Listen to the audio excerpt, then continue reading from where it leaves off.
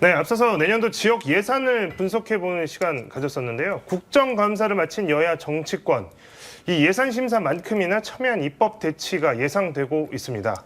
노란봉투법, 방송3법 등 쟁점 법안을 두고 여야가 격렬히 부딪힐 것으로 예상되는 상황인데 연말까지 야당 주도로 4대 의혹 국정조사 추진 그리고 패스트트랙 안건 표결까지 첩첩산중입니다.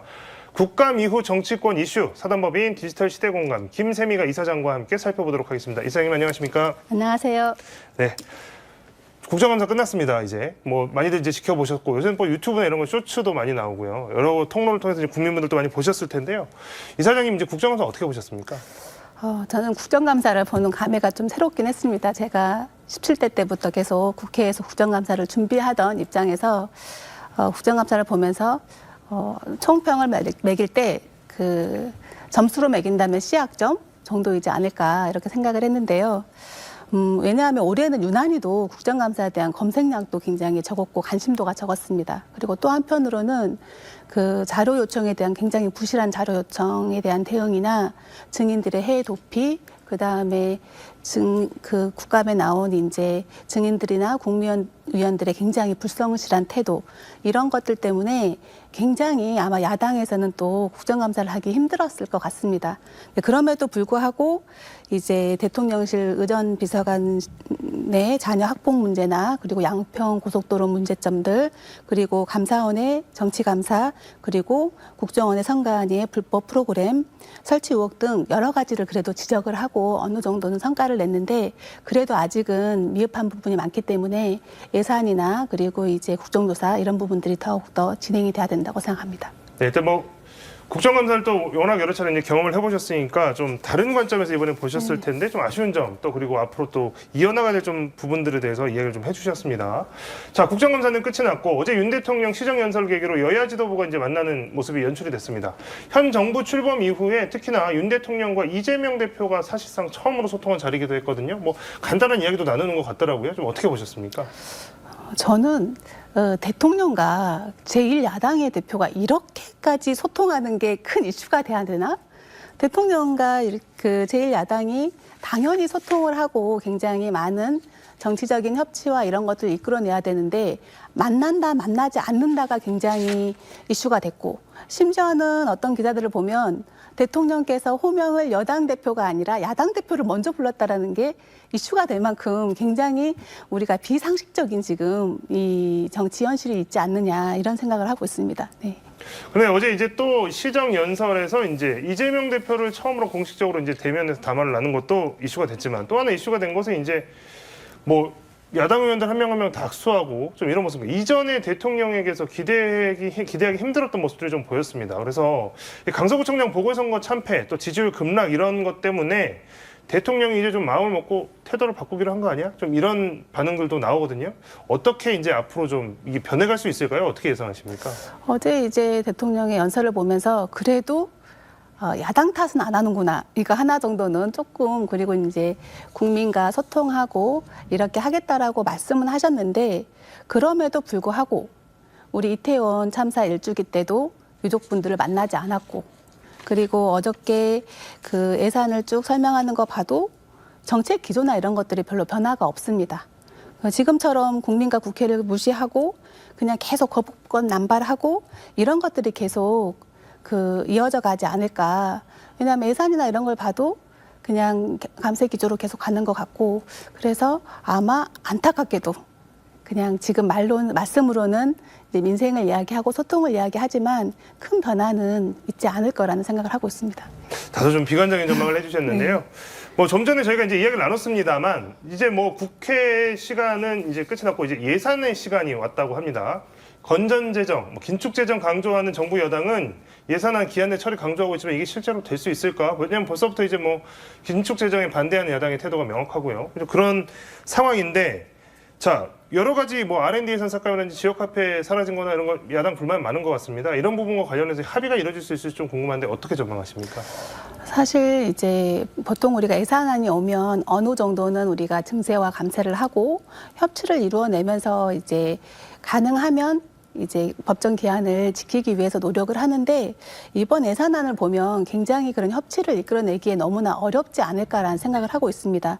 그래서 보면은 앞서서도 말씀하셨지만 기초과학 투자나 예산 삭감 이런 문제는 진짜 우리의 미래가 달린 문제인 거고 이거는 함부로 그렇게 할 수 없는 문제임에도 불구하고 16.6%의 예산을 삭감했다고 하고요.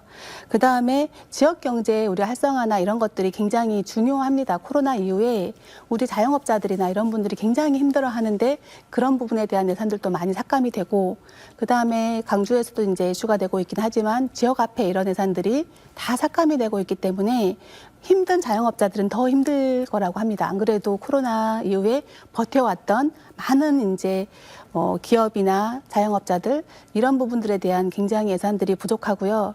제가 요즘에 사람들을 만나보면 많은 협회나 단체들에서도 보조금 사업이 또 30% 이상씩 깎인다고 하니까 다들 내년에 이걸 어떻게 해야 될지 모르겠다 이런 생각을 많이 하고 있는 것 같습니다. 특히나 코로나 이후에 많은 나라들이 이게 감세가 아니라 증세로 지금 간다고 하는데 추경호 부총리 같은 경우는 감세가 맞다라는 기조를 유지하고 있고 그렇기 때문에 사실 예산 자체가 2.8%이 정도밖에 늘지 않았기 때문에 여러 군데 지금 필요한 부분들이 줄어들고 있는 거고 이렇기 때문에 이런 부분들을 그렇다고 민주당이나 야당에서 법안 시한을 예산 시한을 지켜야 되기 때문에 무조건 넘어갈 수는 없는 거고 그래서 최대한 꼼꼼하게 논의하고 우리 민생 경제를 살리기 위해서 이런 것들을 해야 되는 게 아닌가 좀 우려스러운 거는 마지막에 쪽지 예산이나 지역구 예산을 챙기기 위해서 이것들을 눈 감지 않고 마지막까지 국민을 위한 국민의 민생 예산을 챙기는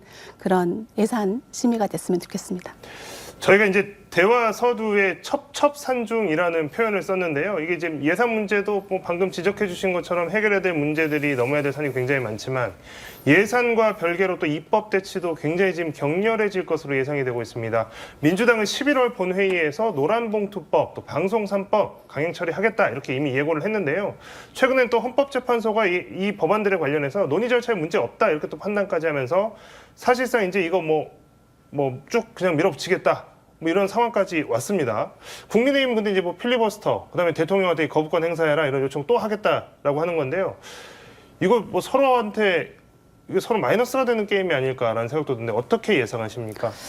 윤 대통령께서 민생과 소통이 중요하다고 했지만 저는 아마 이번에는 또 대통령께서 절차보다는 내용을 문제 삼아서 거부권을 행사하지 않을까라는 우려를 하고 있습니다. 특히나 우리 이 지금 노란봉투법 같은 경우는 그 2003년도에 두산중공업의 노조의 손배소로 자살을 한 배달원 노동자가 지금 죽음을 맞이한 지 벌써 20년이 지났습니다. 이런 상황에서도 얼마 전에도 2014년도 그 쌍용의 차가 파업했을 때 47억 원이나 되는 이게 상상할 수 없는 금액이거든요. 일반 근로자들에게.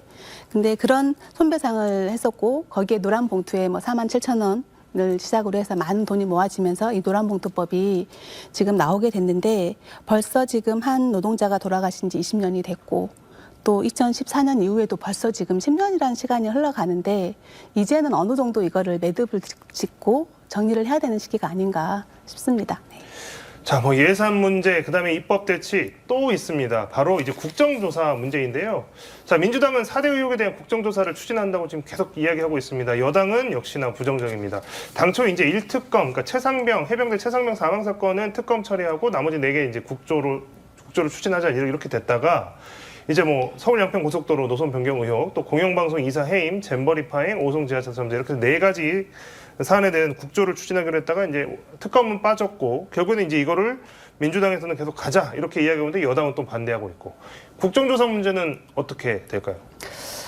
국정조사를 지금 이제 4가지를 제안을 하셨는데 저는 이 4가지를 다 물론 중요합니다. 한 가지가 최상병에 우리가 이제 진실을 밝혀내는 것도 중요하고 서울 양평 고속도로 뭐 공영방송 이사 해임 여러 가지 오송 지하철 탐사 포함해서 다 중요한데 저는 조금 선택과 집중이 필요하지 않을까 싶습니다. 이게 하나도 놓치면 안 되는 거지만 그래도 국정조사는 한 2개 정도로 집중해서 하고 그다음에 안전 문제나 이런 거는 이태원 참사 우리 진실 규명하고 특별법 만들고 생명안전법을 만들고 이렇게 큰 그릇으로 갈 수 있게 하면서 국정조사 같은 경우는 한 2개 정도로 좀 선택과 집중을 해서 정말 명확하게 성과를 낼 수 있는 이런 형태로 가는 것들이 조금 더 효율적이지 않을까라는 생각을 하고 있습니다. 실제 이제 뭐 여당에서 반대도 반대지만 이 야당 민주당 입장에서도 이렇게 여러 가지 벌려놓고 하는 것보다는 좀 이렇게 공력을 모을 수 있는 게 필요하다. 뭐 좀 이런 지적이신 것 같고요.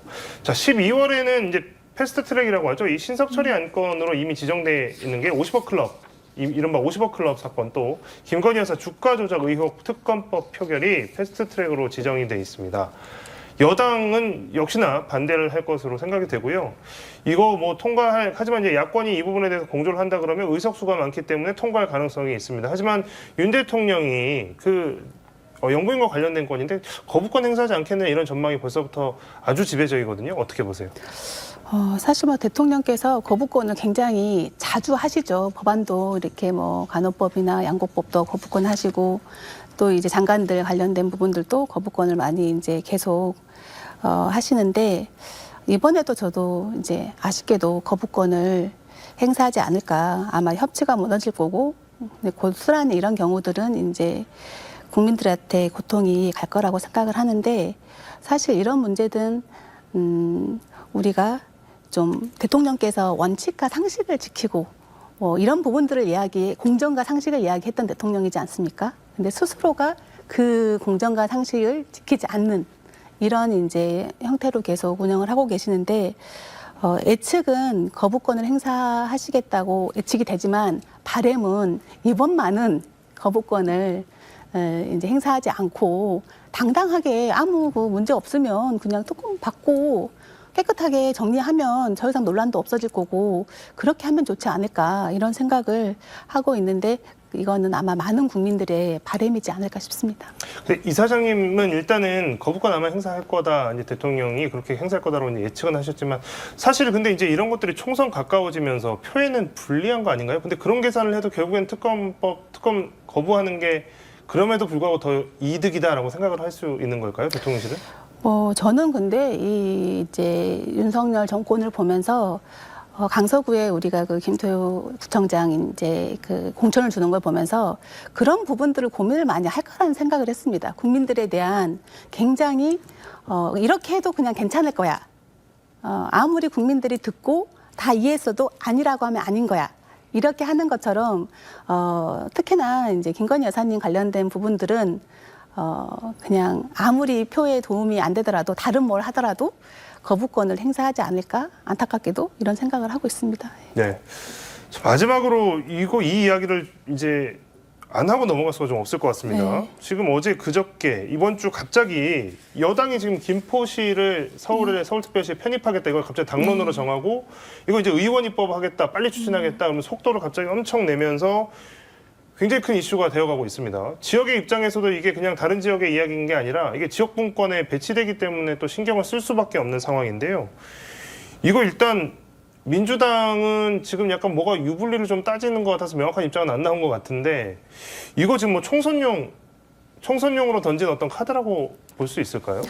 사실 저는 기본적으로 어떤 정책을 펼 때 굉장히 시기와 절차와 과정이 중요하다고 생각합니다. 양평 같은 경우도 그런 것들이 어긋났기 때문에 문제가 된 거고 사실 김포라는 경기도에 있는 도시를 갑자기 서울시에 편입을 한다라고 하는데 이런 것들을 행정구역에 대한 개편은 굉장히 우리가 그냥 이 집에 있는 물건을 저 집에 갖다 놓는 게 아니라 국민들의 삶과 여러 가지 복합적인 다양한 문제들이 있는데 이런 것들을 정말 총선 앞두고 나서 갑자기 아무 논의와 이런 거 없이 그냥 이렇게 낸다고 하는 거는 그냥 정말 총선용이지 않나. 근데 우리가 아무리 총선을 준비하고 하더라도 그래도 할 게 있고 안 할 게 있잖아요. 그런 것들처럼 이런 행정구역 개편 이런 것들을 정쟁에 이용하려고 우리의 이득을 가지기 위해서 이렇게 하는 거는 김포에 있는 시민들이나 경기도민 그리고 서울 시민들에게도 기본적인 예의가 아니지 않을까라는 생각을 하고 있습니다.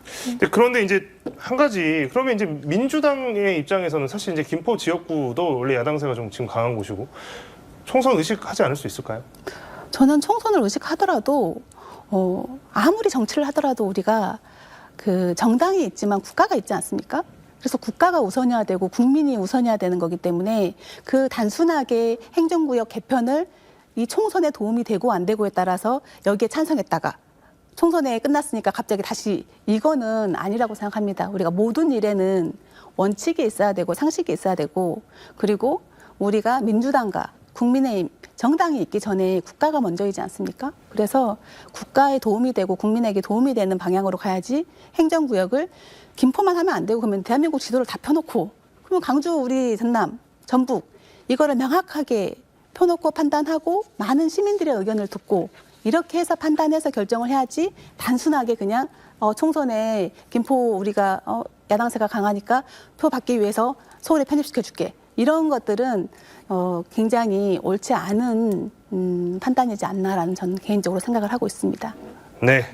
자, 그럼 여러 가지 정치 현안 이야기 해봤는데요. 김세미가 이사장과의 이야기도 오늘 여기까지 하도록 하겠습니다. 이사님 감사합니다. 네, 감사합니다.